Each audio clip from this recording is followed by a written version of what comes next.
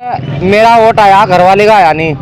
इसमें ये चाल है मुसलमानों के वोट कम आवे या कम गिरे, यो जीतते ना कांग्रेस या फूली जीत जा, क्या चाल है यो?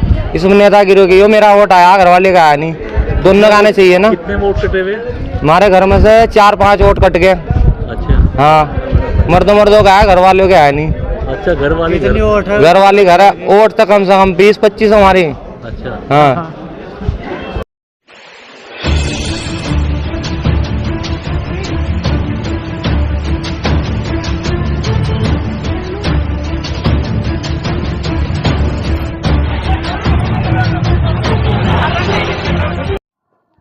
नमस्कार, आदाब, मेरा उग्रम, आप देख रहे हैं दैनिक देवभूमि समाचार।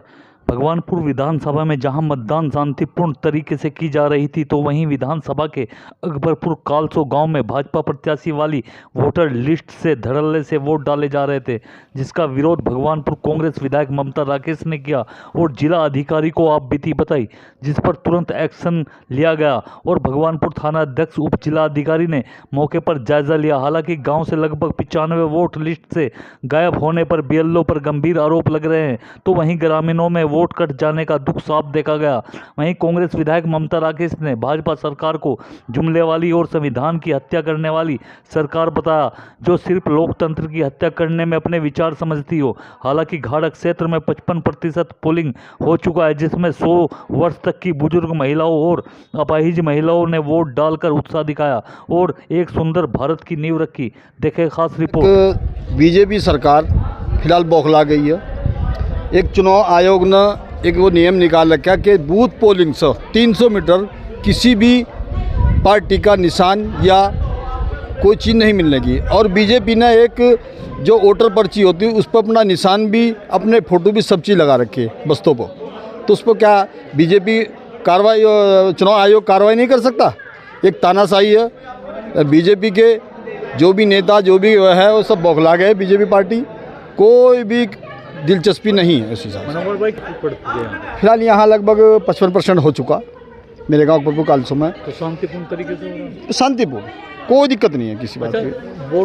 वोटर लिस्ट में से नाम भी कटे हैं? हाँ, ये हुआ है कि जो विधानसभा में और जिस घर में 7 वोट थे और उसमें लोकसभा में एक घर में 3 ही वोट है, 4 गायब कर दिए गए।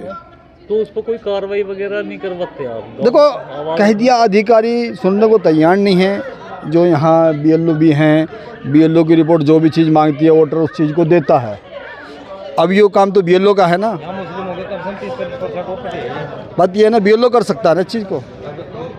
यही लड़ाई लड़ रहे हैं और कांग्रेस पार्टी यही लड़ाई लड़ रही है कि आज बाबा साहब डॉक्टर भीमराव अम्बेडकर जी का बनाया हुआ संविधान खतरे में है। बीजेपी के लोग संविधान से छेड़छाड़ करना चाहते हैं, संविधान को समाप्त करना चाहते हैं।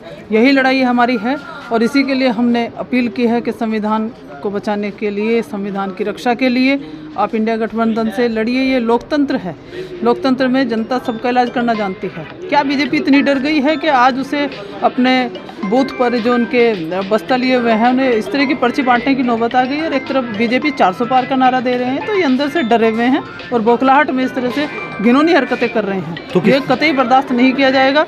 मेरे जिलाधिकारी महोदय से बात हो चुकी है, अभी इस बस्ते को हटवाया जाएगा, इस तरह की पर्ची नहीं चलेगी।